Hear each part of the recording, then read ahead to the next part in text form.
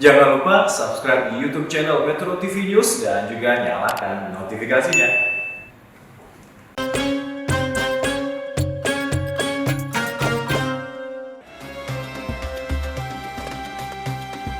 Bung Karno pernah berkata, beri aku 10 pemuda maka akan aku guncang dunia. Dan memang terbukti dalam sejarah, pemuda berhasil melakukan terobosan. Indonesia pun merdeka dikarenakan gerakan yang dilakukan oleh para pemuda untuk bisa menyemangati yang lain untuk memerdekakan Republik Indonesia tercinta.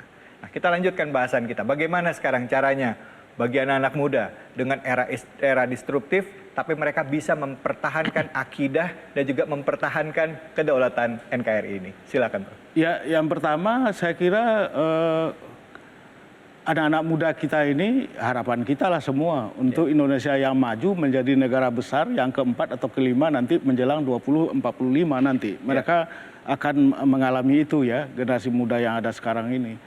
Hanya dalam waktu tinggal 23 tahun lagi ya, 23 tahun lagi sudah 2045 itu. Jadi mereka masih ada, masih aktif.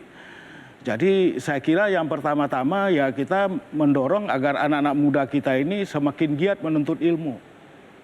Semakin giat menuntut ilmu ya. Menuntut ilmu yang sungguh-sungguh dalam berbagai bidang ya. Apalagi juga di negeri kita ini tersedia misalnya banyak beasiswa. Beasiswa misalnya ada yang cukup dalam jumlah dana abadi pendidikan yang sangat besar, yaitu LPDP. Saya kebetulan dengan Profesor Nasaruddin Umar sama-sama duduk di Dewan Interviewer ya, Komisi Interviewer LPDP yang menentukan kelulusan atau ketidaklulusan calon-calon itu. Dan kita tahu dana LPDP itu banyak sekali. Sekarang ini jumlahnya 120 triliun, bukan sedikit itu. Ya banyak sekali, nambah terus ya. Jadi oleh karena itu ambil kesempatan ini, gunakan kesempatan ini untuk mengambil bidang-bidang ilmu yang selama ini mungkin belum terjangkau karena mungkin mahal, karena mungkin susah dan lain sebagainya. Sekarang malah mau masuk ke perguruan tinggi yang paling top dimanapun di dunia itu bisa dibiayai oleh LPDP. Dan juga beasiswa dari yang lain seperti Basnas, itu juga banyak beasiswanya. Dari Basis atau Basda, dari lembaga-lembaga filantropi lain seperti Dompet Duafa misalnya, itu juga banyak beasiswa. Jadi belum lagi beasiswa dari CSR dari BUMN semacam misalnya BI itu juga punya beasiswa macam-macam. Jadi oleh karena itu tuntutlah ilmu, gunakan kesempatan ini ya kan.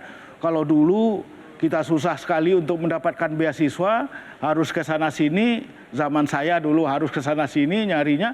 Kalau sekarang di negeri kita sendiri juga banyak beasiswa. Jadi gunakan ini. Ambil kesempatan, jangan disia-siakan ya kan. Karena dengan ilmu lah, dengan keterampilan itulah kita ikut bisa memajukan Indonesia. Tidak bisa Indonesia ini maju kecuali ilmu pengetahuannya juga maju. Semakin banyak yang maju, anak-anak bangsa ini ya semakin bagus ya. Nah yang kedua, bagi kita terutama generasi yang sudah jadul seperti saya, jadul itu zaman dulu, maka kemudian yang harus kita lakukan, kita harus memberikan empati yang lebih besar kepada mereka. Karena apa? Anak-anak muda kita ini beda dengan zaman, katakanlah zaman jadul dulu. Zaman sekarang adalah zaman yang penuh dengan disrupsi karena misalnya revolusi teknologi 4.0, 5.0 yang kemudian membuat kehidupan itu menjadi kacau balau. Tapi juga membuat peluang yang sangat besar, berbagai macam peluang itu besar. Memang ada pekerjaan-pekerjaan hilang, tapi juga ada pekerjaan-pekerjaan baru muncul yang memerlukan tadi itu ilmu dan keterampilan. Jadi oleh karena itulah saya kira orang tua kita ini zaman dulu ini harus memberikan bimbingan kepada anak-anak muda. Jangan cepat menyalahkan mereka. Ya, kita bimbing sama-sama, kita berikan peluang, kita dorong berusaha di dalam berbagai bidang ya, karena tantangan yang mereka hadapi ini sungguh luar biasa. Zaman dulu tidak ada internet, sekarang ada zaman internet. Internet itu apa saja bisa diakses, banyak positifnya tapi juga ada negatifnya. Jadi oleh karena itulah maka kemudian kita harus lebih banyak dialog dengan generasi muda ini, memberikan pemahaman mengenai keislaman, memberikan pemahaman mengenai keindonesiaan yang baik, ya kan. menumbuhkan dalam diri mereka karakter keislaman, karakter keindonesiaan, menumbuhkan sikap wasatiyah Islam, Islam yang menempuh jalan tengah itu tidak ekstrim ke kanan, tidak ekstrim ke kiri. Ini yang harus kita tanamkan dan dimulai dari keluarga. Keluarga itu ayah ibu harus memberikan contoh, menjadi contoh dari sikap yang wasatiyah itu, sikap yang empati kepada anak-anaknya. Itu yang saya kira harus kita lakukan terus-menerus kepada anak-anak kita ini.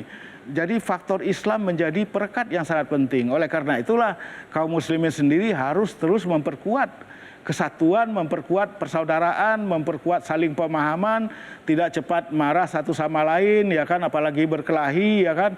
Nah, ini yang harus kita hindari supaya anak-anak muda kita ini tetap berpegang pada Islam yang wasatiyah itu, Islam jalan tengah itu. Baik, alhamdulillah. Terima kasih banyak, Prof. Terima kasih. Silakan untuk kembali ke tempat duduk lagi, Prof.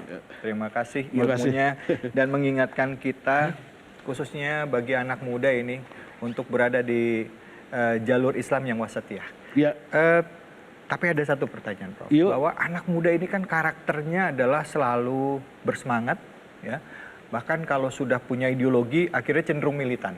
Nah, di era disruptif ini, di era teknologi yang semuanya serba instan, pintu masuk untuk melakukan doktrinasi terhadap anak-anak muda biasanya melalui channel-channel media sosial. Iya. Lihat YouTube, kuotanya setengah, akhirnya yang ditonton belum selesai tapi mereka cepat menyimpulkan. Nah, tidak jarang anak-anak muda yang belajar Islam melalui media sosial, mereka akhirnya gagal paham tentang konteks keislaman yang hakiki sebenarnya apa gitu. Iya. Atau mereka tidak tahu ustadz mana yang mau dipilih untuk didengarkan gitu. Iya. Nah, ini bagaimana untuk menyikapi ini, Prof? Ya, jadi saya kira ini tantangan bagi juru dakwah, bagi para pendakwah dan juga bagi ormas-ormas dan lembaga-lembaga Islam. Ya. Saya kira dari berbagai penelitian mengenai konten ya dari yang ada di dunia maya termasuk di YouTube itu memang lebih banyak dari yang pemahamannya itu dalam konteks keindonesiaan itu melenceng ya kan, nggak cocok dengan keindonesiaan.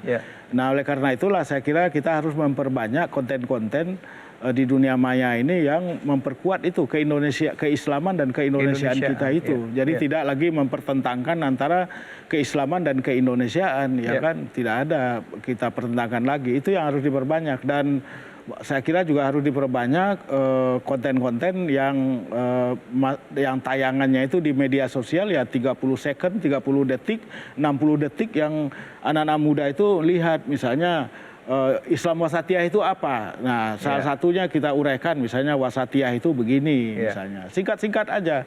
Mudah diakses, jangan panjang-panjang. Kalau panjang-panjang mereka nggak tertarik. Nggak tertarik gitu ya. Jadi ini tantangan bagi juru dakwah, bagi fakultas dakwah, bagi tentu saja juga bagi masjid-masjid ya kan, masjid-masjid juga harus memanfaatkan dunia digital ini untuk kepentingan dakwah dan terutama penguatan keislaman dan keimanan anak-anak muda kita ini. Masya Allah.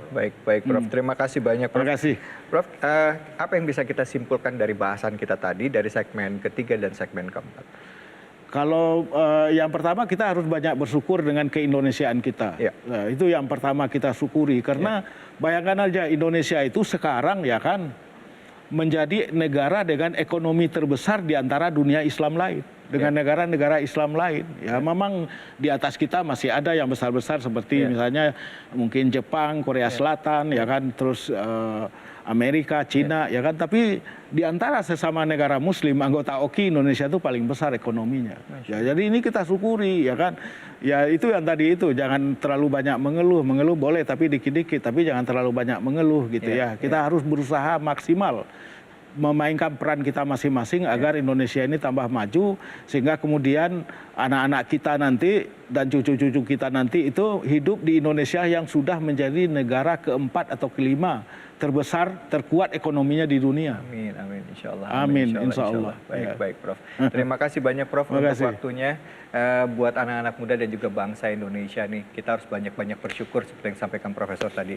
Karena dengan kita banyak bersyukur, Allah akan tambah nikmatnya kepada kita. Semoga kita termasuk orang yang pandai bersyukur dan selalu senantiasa memperbaiki diri kita.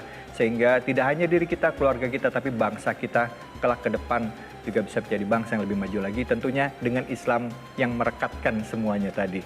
Di bawah ideologi kita, yaitu Pancasila. Semoga apa yang disampaikan pada kesempatan kali ini memberikan keberkahan bagi kita semua dan menambah keimanan kita. Saya David Halik undur diri. Terima kasih banyak Prof untuk waktunya. Wabillahi taufiq wal hidayah. Assalamualaikum warahmatullahi wabarakatuh. Waalaikumsalam. Prof, terima kasih. Terima kasih. Sorry saya manggilnya Mas.